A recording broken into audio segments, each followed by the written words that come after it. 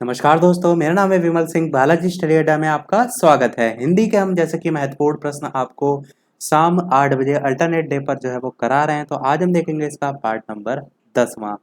इसके अंतर्गत कुल हम 20 प्रश्न देखेंगे। इससे पहले हमने देखा था इसी का पार्ट नंबर 9, जो कि आपको साइड में आई बटन में पिछला वाला वीडियो मिल जाएगा। हिंदी की कंप्लीट प्लेलिस्ट डिस्क्रिप्शन में अलग से मिल जाएगी, जहाँ पर इससे पहले के सभी पार्ट आप देख सकते हैं, प्रैक्टिस कर सकते हैं। एग्जाम सभी एग्जाम के लिए इंपॉर्टेंट है। प्रश्न किसी भी एग्जाम की तैयारी कर रहे हो, प्रश्न की प्रैक्टिस कर सकते हैं। चलिए शुरू करते हैं। सबसे पहले बात करते हैं पिछले वाले वीडियो में पूछे गए प्रश्न के आंसर की। प्रश्न मैंने क्या पूछा था, निम्न में से नासिक के व्यंजन कौन सा है। चार ऑप्शन भी दिए थे, शाह, जा, गा। यहाँ इस प्रकार से एबीसीडी में से आपको छांटना था कि कौन सा सही होगा। निम्न में से नासिक व्यंजन कौन सा है। Option A, option B, option C या ऑप्शन डी। तो सबसे पहले बात करते हैं कि नासिक होता क्या है, नासिक के व्यंजन होता क्या है। तो जिन व्यंजनों के उच्चारण में जो वायु होती है वो मुख्यतः नाक से निकले, उनको हम नासिक के व्यंजन जो है इसके अंतर्गत रखते हैं। अब इनमें कौन कौन से होते हैं, तो 5 होते हैं। और उन पांचों को मैं यहाँ पर लिख देता हूँ। उच्चारण में आप बोलते हैं तो यम गणनम बोलते हैं। संस्कृत में एक सूत्र भी इससे संबंधित है, तो यहाँ पर मैं लिख देता हूँ। सबसे पहले इस प्रकार से हो जाएगा ड़ा, फिर या, ड़ा, फिर ना, फिर माँ। तो ये आप जो देख पा रहे हैं पांचों, ये सभी आपके नासिक व्यंजन के अंतर्गत आते हैं। ऑप्शन में यदि आप चाटेंगे तो डी वाला ऑप्शन देखिए यहाँ पर आ रहा है। यही आपका ऑप्शन डी बिल्कुल सही हो जाएगा। तो जिसने इसने ऑप्शन डी दिया था उनका बिल्कुल सही है। और ये जो डिवीजन किया गया है नासिक व्यंजन, ये प्रयत्न के आधार पर जो हिंदी व्यंजन है उनका वर्गीकरण किया गया है, जिसमें आपका स्पर्शी आता है, संघर्षी आता है, स्पर्श संघर्षी आता है, नासिक आता है, पार्श्विक आता है, प्रकंपी होता है, उत्क्षिप्त होता है या संघर्षहीन होता है। ये अलग अलग डिवीजन किए गए, उसी में आपका नासिक व्यंजन आता है। चलिए शुरू करते हैं अब अपने इस वीडियो के प्रश्न। तो इस वीडियो का आपका सबसे पहला प्रश्न है कि हिंदी वर्णमाला में जो अयोगवाह वर्ण हैं वो कौन से हैं। चार ऑप्शन दे रखे हैं, बताना है आपको एबीसीडी में से कौन सा सही होगा। हिंदी वर्णमाला में अयोगवाह वर्ण जो है वो कौन से हैं। तो चार ऑप्शन दे रखे हैं, छांटना है आपको ऑप्शन एबीसीडी में कौन सा सही होगा। बात करते हैं चलिए उत्तर की। तो आपका यहाँ पर ऑप्शन सी बिल्कुल सही हो जाएगा। अंगा और आहा ये जो है वो सही हो जाएगा। एक्चुअल में अयोगवाह वर्ण को हम कहते क्या हैं, किस प्रकार परिभाषित कर सकते हैं। तो आप कह सकते हैं जो अनुस्वार है, जैसे कि यहाँ पर अंगा में बिंदी लगी हुई है ये, और उसके साथ साथ विसर्ग, अनुस्वार और विसर्ग को हम अयोगवाह जो है वो कहते हैं। क्यों? क्योंकि यह ना तो स्वर के अंतर्गत आते हैं और ना ही व्यंजन के अंतर्गत आते हैं। तो यही आपका ऑप्शन सी जो है वो बिल्कुल सही हो जाएगा। चलिए देखते हैं अपना अगला प्रश्न दूसरा। निम्न में से बताइए कि किस शब्द में द्वित व्यंजन है। चार ऑप्शन है, पुनः में, उत्साह में, इलाहाबाद में या दिल्ली में। चार ऑप्शन है, बताना है आपको इनमें से कौन सा सही होगा। द्वित व्यंजन जो है उसके संबंध में यहाँ पर पूछा गया है। ऑप्शन एबीसीडी में से कौन सा सही होगा, चलिए बात करते हैं। तो आपका यहाँ पर ऑप्शन नंबर डी, दिल्ली जो है वो बिल्कुल सही हो जाएगा। अब तो आप कह सकते हैं, तो आप ये कह सकते हैं कि एक वर्ण यूज हो और उसी के जैसा दूसरा वर्ण यूज हो। जैसे कि दिल्ली में देखिए आधी ला, उसके बाद दूसरी ला आई है। तो इस प्रकार के आपके जो होते हैं वो द्वितीय व्यंजन के अंतर्गत जो है वो आते हैं। और परिभाषा की यदि बात करें द्वितीय व्यंजन को किस प्रकार से आप कह सकते हैं, तो कह सकते हैं जब किसी भी शब्द में एक ही प्रकार के दो व्यंजन वर्ण लगातार एक साथ आते हैं तो उन्हें हम द्वितीय व्यंजन के अंतर्गत रखते हैं। कुछ और एग्जाम्पल की यदि बात करें इसी के साथ, दिल्ली के साथ, तो आप कह सकते हैं जैसे कि कच्चा आपका इसी का उदाहरण होता है। तो आधी चाह के बाद आपकी पूरी चाह आ रही है, इससे आप पहचान सकते हैं। इसी प्रकार सच्चा आपका होता है, उसमें भी आप यही सेम चीज देख रहे हैं। इसी प्रकार सज्जन आपका होता है, तो उसमें भी आप देखेंगे आधा जा के बाद पूरी जा आती है, तो वो भी इसका एग्जाम्पल हो जाएगा। पक्का आप देखेंगे तो वो भी इसी प्रकार हो जाएगा। तो ये सभी इसके एग्जाम्पल हो जाएंगे। देखते हैं अपना अगला प्रश्न तीसरा। निम्न में से कौन सा घोष वर्ण है। चार ऑप्शन दे रखे हैं, बताना है आपको ऑप्शन एबीसीडी में से कौन सा सही होगा। घोष वर्ण के संबंध में यहाँ पर पूछा गया है। तो चार ऑप्शन दे रखे हैं, बताना है आपको ऑप्शन एबीसीडी में से घोष वर्ण यहाँ पर पूछा गया है। घोष को आप क्या कहते हैं, इस चीज को अवश्य समझिए। घोष को ही हम सघोष के नाम से जानते हैं, और सघोष और अघोष आपने अवश्य पढ़ा होगा। तो यहाँ पर सघोष जो है वो पूछा गया है। चलिए बात करते हैं ऑप्शन एबीसीडी में कौन सा सही होगा। तो यहाँ पर आपका ऑप्शन सही होगा सी वाला, यानी कि जो माँ है ये आपका जो है सघोष में आता है। अब समझिए सघोष अघोष किस में आता है। तो आपके जो वर्ग बटे होते हैं उसमें आपका पहला, दूसरा, ये आपके आते हैं अघोष में, और बाकी बचे जो 3 होते हैं यानी कि तीसरा, चौथा, पाँचवाँ, इसमें आपका आता है सघोष। अब जैसे कि माँ की यदि बात करें तो माँ किसमें आता है? आपका आता है ओष्ठ से उच्चारण वाले यानी कि पा, फा, भा, म, भ, मा। तो उसमें आप देखिए यहाँ पर आप लिखेंगे पा, फिर यहाँ पर आप लिखेंगे फा, उसके बाद लिखेंगे आप बा, उसके बाद यहाँ पर लिखेंगे भा और लास्ट में आप लिखेंगे माँ। तो ये आपका पूरा वर्ग हो गया। अब इसमें पहला दूसरा आपके ये दोनों जो है ये अघोष हैं, बाकी सभी जो है सघोष हैं। इसमें देखिए माँ भी आ रहा है जो कि आपका सघोष है और यही आपका यहाँ पर पूछा गया था। तो सी ऑप्शन आपका बिल्कुल सही हो जाएगा। कंफ्यूज क्या होते हैं लोग? कंफ्यूज होते हैं यहाँ पर अल्प प्राण, महाप्राण और अघोष सघोष में। देखिए अल्प प्राण महाप्राण में क्या होता है? अल्प प्राण आपका पहला तीसरा पांचवा जो है हो जाता है, जैसे कि यहाँ पर अघोष में पहला दूसरा है। और महाप्राण क्या होता है? तो उसमें दूसरा पांचवा हो जाता है। तो एक दूसरे को मिक्स ना करिएगा, बस इतना ध्यान रखिएगा।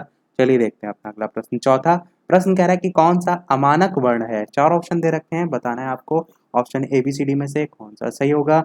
ऑप्शन ए, बी, सी या डी। तो 4 ऑप्शन दे रखे हैं, बताना है आपको option A B C D में से का, भा और धा में से अमानक वर्ण जो है वो कौन सा है। तो चलिए बात करते हैं सबसे पहले उत्तर की, फिर बात करते हैं अमानक वर्ण की। तो option A B C D में आपका ऑप्शन सी भा जो है वो सही हो जाएगा। अब समझिए अमानक वर्ण क्या होता है। तो हिंदी में आपके बहुत से ऐसे वर्ण हुआ करते हैं जो कि वर्तमान समय में चलन में नहीं है, या कह सकते हैं हिंदी के जो मूल वर्ण होते हैं उसमें शामिल नहीं है। तो इस प्रकार के जो सभी वर्ण होते हैं वो आपके अमानक वर्ण जो है इसमें रखे जाते हैं। और जिसका जो सबसे ज्यादा एग्जाम्पल है भा, यही पूछा जाता है, इसको एकदम याद रखिएगा। चलिए देखते हैं अपना अगला प्रश्न। पांचवा, हिंदी में मूलतः वर्णों की संख्या कितनी है? 50, 51, 52, 53, 4 ऑप्शन दे रखे हैं, बताना है आपको कि हिंदी में मूलतः वर्णों की संख्या जो है वो कितनी है। ऑप्शन ए, बी, सी या डी। तो चलिए बात करते हैं उत्तर की। तो आपका ऑप्शन सी 52 जो है वो बिल्कुल सही हो जाएगा। तो आपका ऑप्शन यहाँ पर सी बिल्कुल सही हो जाएगा, यानी कि हिंदी में मूलतः वर्णों की संख्या 52 होती है। अगला प्रश्न देखते हैं। छठा, छा ध्वनि किसके अंतर्गत आती है? 4 ऑप्शन है, घोष वर्ण, मूल स्वर, तालव्य या संयुक्त वर्ण। बताना है आपको इनमें से कौन सा सही होगा। छा ध्वनि जो है किसके अंतर्गत आती है? Option A B C D में से कौन सा सही होगा? बात करते हैं उत्तर की। तो डी आपका ऑप्शन संयुक्त वर्ण जो है वो बिल्कुल सही हो जाएगा। संयुक्त वर्ण में आपके छत्रज्ञ और स्रा, ये चारों ही आपको देखने को मिलते हैं। ध्यान रखिएगा, आपका यहाँ पर ऑप्शन डी सही हो जाएगा। अगला प्रश्न देखते हैं। सातवां, जो ज्ञा वर्ण है वो किन वर्णों के संयोग से जो है वो बना है? 4 ऑप्शन दे रखे हैं, option A B C D में से छांटना है आपको कौन सा सही होगा। अधिकतर जो आपके संयुक्त वर्ण हैं इन पर बेस्ड प्रश्न इसी प्रकार से पूछा जाता है कि वो किससे किससे मिलकर जो है वो बने होते हैं। तो आपको बताना है कौन सा सही होगा। इसके अलावा वीडियो पसंद आए तो वीडियो को लाइक भी अवश्य कर दीजिएगा, ताकि इसी प्रकार अच्छे अच्छे प्रश्न मैं आपको आगे भी प्रैक्टिस कराता रहूँ। तो चलिए बात करते हैं उत्तर की कौन सा सही होगा। तो बी वाला आपका ऑप्शन बिल्कुल सही हो जाएगा कि जा, उसमें हलंत और प्लस यहाँ इससे मिलकर आपका जो ज्ञा वर्ण है वो जो है वो बनता है, जो कि आपका एक संयुक्त वर्ण है। इस चीज का भी अवश्य ध्यान रखिएगा। अगला प्रश्न देखते हैं। आठवां प्रश्न क्या है? अघोष वर्ण कौन सा है? तो मैंने आपको बता दिया अघोष अघोष दोनों चीजें। अब आपको यहाँ पर छांटना है कि इनमें से कौन सा सही होगा। ऑप्शन ए, बी, सी या डी। 4 ऑप्शन दे रखे हैं, छांटना है आपको इनमें से अघोष वर्ण कौन सा होगा। तो चलिए बात करते हैं उत्तर की। तो option A B C D में ए वाला ऑप्शन बिल्कुल सही हो जाएगा। ये वाला जो सा है ये आपका अघोष वर्ण में आता है। इसके साथ साथ आपका ये वाला जो सा होता है ये भी आपका अघोष में आता है। उसके साथ साथ आपका षटकोण वाला जो सा होता है वो भी आपका अघोष वर्ण के अंतर्गत ही आता है। उसके साथ साथ चौथा जो हा होता है आपका उस व्यंजन में, वो आपका सघोष में जो है वो आता है। तो बस इतना सा डिफरेंस ध्यान रखिएगा कि जो हा वाला होता है ये आपका अघोष में नहीं आता, ये आपका सघोष में जो है वो आता है। बाकी वो तीनों आपके अघोष में आ जाएंगे। तो आपका ऑप्शन ए सही हो जाएगा। देखते हैं अपना अगला प्रश्न। नवा, घा का उच्चारण स्थान कौन सा है? 4 ऑप्शन दे रखे हैं। ये आपको उच्चारण स्थान पर बेस्ड तो बिल्कुल सारी चीजें आनी चाहिए, क्योंकि ये प्रश्न एक ना एक यहाँ से इस प्रकार से पूछ लिया जाता है। तो मूर्धा, दंत, तालु या कंठ, छांटना है आपको कौन सा सही होगा। ऑप्शन ए, बी, सी या डी। बात करते हैं चलिए उत्तर की। तो आपका ऑप्शन डी वाला कंठ बिल्कुल सही हो जाएगा। कंठ से उच्चारण में कौन सा वर्ग आता है? तो आपका का वर्ग आता है, जिसमें आपका का, खा, गा, घा, इया ये सभी आते हैं। उसमें ही आपका घा भी आता है, यानी कि आपका कंठ से उच्चारण जो है उसमें आपका डी वाला ऑप्शन जो है यानी कि घा जो है उसके आधार पर डी वाला ऑप्शन बिल्कुल सही हो जाएगा। अगला प्रश्न देखते हैं 10वां, जिन शब्दों के अंत में छोटा आ आता है उन्हें क्या कहते हैं? अनुस्वार कहते हैं, अकारांत कहते हैं, अंतस्थ कहते हैं या अयोगवाह कहते हैं? 4 ऑप्शन दे रखे हैं, बताना है आपको इनमें से कौन सा सही होगा। अच्छा प्रश्न है, इंपॉर्टेंट प्रश्न है, जिन शब्दों के अंत में छोटा आ आता है उन्हें हम क्या कहते हैं? ऑप्शन एबीसीडी में से कौन सा सही होगा? बात करते हैं उत्तर की तो बी वाला ऑप्शन बिल्कुल सही हो जाएगा, अकारांत कहते हैं। एक चीज का सदैव ध्यान रखिएगा कि यहाँ पर जो भी पूछा गया है उसके आधार पर ये जरूर देख लीजिएगा यहाँ पर भी वही लिखा हो, यानी कि अकारांत यदि लिखा है तो वहां पर भी छोटा ही पूछा गया, तो यानी कि बड़ा आ पूछा होता तो आकारांत यहाँ पर लिखा होता, ई छोटी पूछा गया तो ईकारांत। तो इस प्रकार से जो प्रश्न में पूछा गया उसी को टिक लगाइएगा। हो सकता हो ऑप्शन में आपको अकारांत और आकारांत दोनों ही देखने को मिल जाए, तो वहां पर आप कंफ्यूज ना होइएगा। देखते हैं 11वां प्रश्न। 11वां प्रश्न कह रहा है पुरोहित, पुरोहित जो है उसमें उपसर्ग आपको बताना है कौन सा सही होगा। पुरा उपसर्ग है, पूर्व उपसर्ग है, पुरस उपसर्ग है या पुराहा उपसर्ग है? इन चारों में से आपको छांटना है कि पुरोहित जो है उसमें उपसर्ग जो है वो कौन सा सही होगा। 4 ऑप्शन दे रखे हैं, छांटना है आपको ऑप्शन एबीसीडी में से कौन सा सही होगा। बात करते हैं उत्तर की तो डी वाला ऑप्शन यहाँ पर पुराहा जो है ये बिल्कुल सही हो जाएगा। तो पुरोहित में कौन सा उपसर्ग है? डी वाला ऑप्शन बिल्कुल सही है। देखते हैं अपना अगला प्रश्न 12वां। प्रश्न क्या कह रहा है? अवनत शब्द में प्रयुक्त उपसर्ग जो है वो कौन सा है? 4 ऑप्शन है, नत उपसर्ग है, अवन उपसर्ग है, अव उपसर्ग है या छोटा आ उपसर्ग है? छांटना है आपको अवनत शब्द में प्रयुक्त जो उपसर्ग है वो इनमें से कौन सा सही होगा। Option A, option B, option C या ऑप्शन डी? बात कर लेते हैं उत्तर की तो आपका ऑप्शन सी यहाँ पर बिल्कुल सही हो जाएगा। अब यहाँ पर आप देख रहे हैं यही आपका इसमें उपसर्ग जो है वो होगा। देखते हैं चलिए अपना अगला प्रश्न जो है वो 13वां। सावधानी शब्द में प्रयुक्त प्रत्यय जो है वो कौन सा है? बड़ी ई, आनी, धानी या छोटी ई? इस प्रकार से 4 ऑप्शन दे रखे हैं, छांटना है आपको इनमें से कौन सा सही होगा। 4 ऑप्शन दे रखे हैं, बताना है आपको ऑप्शन एबीसीडी में से कौन सा सही होगा। बात कर लेते हैं उत्तर की तो सावधानी शब्द में जो प्रयुक्त प्रत्यय है वो आपका ऑप्शन ए बड़ी ई ये जो है वो सही हो जाएगा। यही आपका प्रत्यय है, यहाँ पर लास्ट में आप देख भी सकते हैं बड़ी ई लगी है, उससे भी आप पहचान सकते हैं। देखते हैं अपना अगला प्रश्न 14। प्रश्न कह रहा है इनमें से कौन सा भाववाचक संज्ञा है? 4 ऑप्शन है, श्याम, पानी, बचपन या नदी? 4 ऑप्शन दे रखे हैं, अब बताना है आपको इनमें से भाववाचक संज्ञा कौन सी है। भाववाचक संज्ञा होता क्या है सबसे पहले इसको जानिए। तो जो शब्द किसी भी चीज या पदार्थ की अवस्था, दशा या भाव का बोध कराती है उन शब्दों को हम क्या कहते हैं? भाववाचक संज्ञा कहते हैं। और एग्जाम्पल क्या हो जाएंगे भाववाचक संज्ञा के? कोई अवस्था की बात कर लीजिए, जैसे कि बुढ़ापा हो गया, मोटापा हो गया, बचपन हो गया, मिठास हो गया, थकावट है, मानवता है, चतुराई है, ये सभी आपके किस में आते हैं? भाववाचक संज्ञा में। ऑप्शन एबीसीडी में से कौन सा सही होगा? बात करते हैं उत्तर की तो यहाँ पर आपका ऑप्शन सी बिल्कुल सही होगा, यानी कि बचपन जो है आपका भाववाचक संज्ञा का उदाहरण है, यही आपका सही हो जाएगा। 15 प्रश्न देखते हैं आपका अगला। शिव का विशेषण जो है वो क्या है? शिवेश है, शैल है, शैव है या शंकर है? 4 ऑप्शन है, छांटना है आपको इनमें से कौन सा सही होगा। शिव जो है उसका विशेषण जो है वो क्या होता है? 4 ऑप्शन दे रखे हैं, छांटना है आपको ऑप्शन एबीसीडी में से कौन सा सही होगा। चलिए बात कर लेते हैं अब उत्तर की तो डी वाला और सी वाला ऑप्शन यहाँ पर शैव जो है वो बिल्कुल सही होगा। ये जो है शिव जो है उसका विशेषण जो है वो होगा। देखते हैं अपना अगला प्रश्न जो है वो 16। प्रश्न क्या कह रहा है? भूतकाल के कितने भेद जो है वो हैं? 3, 5, 6 या 7? 4 ऑप्शन है, बताना है आपको कौन सा सही होगा। कहीं ना कहीं इन पर बेस्ड प्रश्न भी इस प्रकार से भी पूछे जाते हैं कि ये जो शब्द है यानी कि जो वाक्य दे रखा होगा उसमें आपसे पूछ लिया जाता है काफ़ी बार कि ये किस भूतकाल के अंतर्गत जो है वो आता है। तो ऑप्शन एबीसीडी में बताना है आपको कौन सा सही होगा। तो चलिए बात करते हैं कौन सा सही होगा ऑप्शन एबीसीडी में। तो सी वाला आपका ऑप्शन बिल्कुल सही होगा, यानी भूतकाल के कुल 6 भेद जो है वो होते हैं। कौन कौन से? चलिए यहाँ पर मैं नाम भी लिख देता हूँ। सबसे पहला होता है आपका सामान्य भूतकाल। सामान्य भूतकाल सबसे पहला हो जाएगा। सबसे पहले मैं आपको केवल नाम बता रहा हूँ। दूसरा आपका कौन सा होता है? दूसरा होता है आपका आसन्न भूतकाल। दूसरा क्या होता है? दूसरा होता है आपका आसन्न भूतकाल। तीसरा क्या होता है? तीसरा होता है आपका अपूर्ण भूतकाल। तीसरा क्या होता है आपका? अपूर्ण भूतकाल। चौथा क्या होता है आपका? चौथा हो जाता है आपका पूर्ण भूतकाल। छठा पांचवा क्या हो जाएगा आपका? पांचवा आप कहेंगे संदिग्ध भूतकाल। और छठा आपका क्या हो जाएगा? छठा आपका हो जाएगा हेतु हेतु भूतकाल,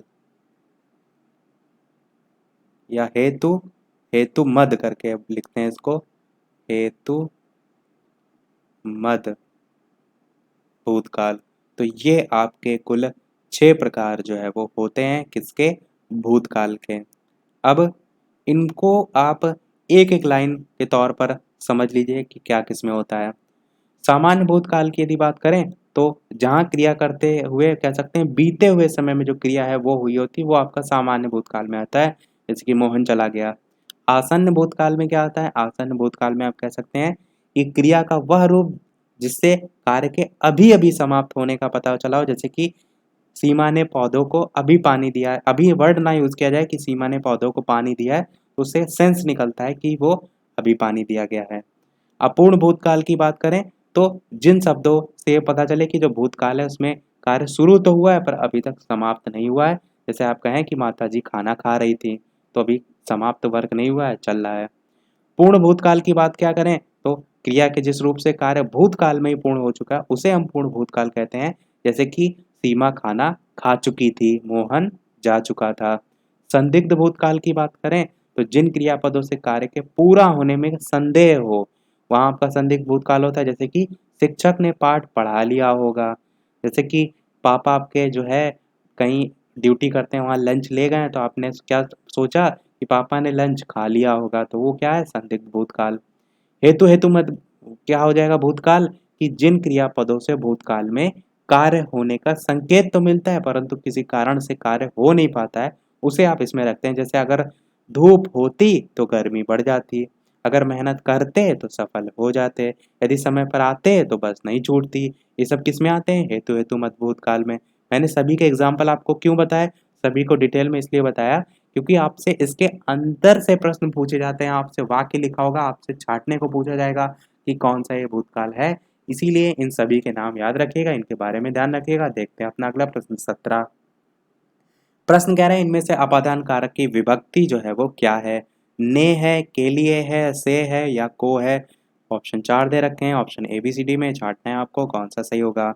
तो अब इसको गिनिए स्टार्टिंग से। तो कर्ता ने कर्म को करण से संप्रदान के लिए अपादान से अलग होता है, और अपादान के हिसाब से यहाँ पर से ऑप्शन सी में आ रहा है तो यही आप लगा देंगे। परंतु ये थोड़ा और तब ज़्यादा सही होता है, यहाँ पर अलग भी वर्ड लिखा होता। इतना आप इसमें करेक्शन कर लीजिए तो ज़्यादा आपका सही है, क्योंकि से तो आप कर्ता ने कर्म को करण से भी करण में भी लगाते हैं, इसलिए मैंने आपको ऐसा कहा।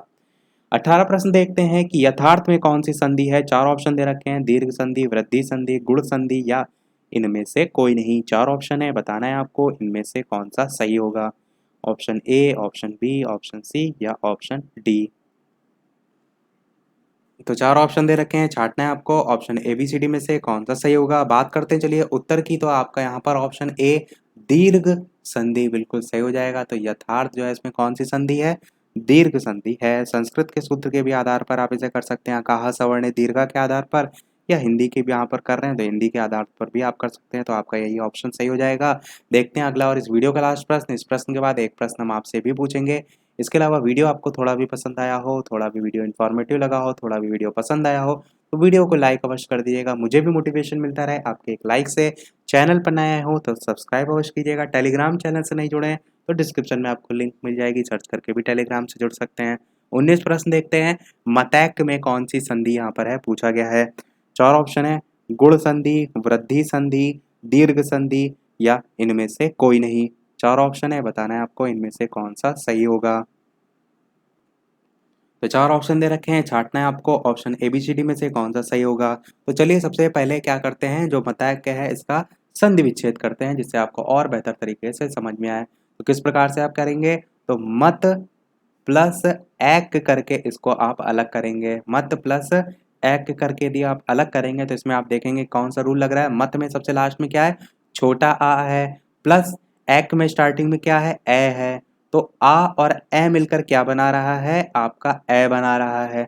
और आ और मिलकर ए किस में बनता है, तो आपका वृद्धि संधि में बनता है। आपका ऑप्शन बी बिल्कुल सही हो जाएगा, यही आपका सही हो जाएगा। तो चलिए अब देखते हैं अपना वो प्रश्न। जैसे कि सभी वीडियो में हम आपसे एक ना एक प्रश्न पूछते हैं, इस वीडियो का आपके लिए प्रश्न क्या है, आपको छांटना है तत्सम शब्द इनमें कौन सा है। वर्षा तत्सम शब्द है, ऑप्शन ए, बी ऑप्शन है आंसू, सी ऑप्शन है हाथी और डी ऑप्शन है बारात।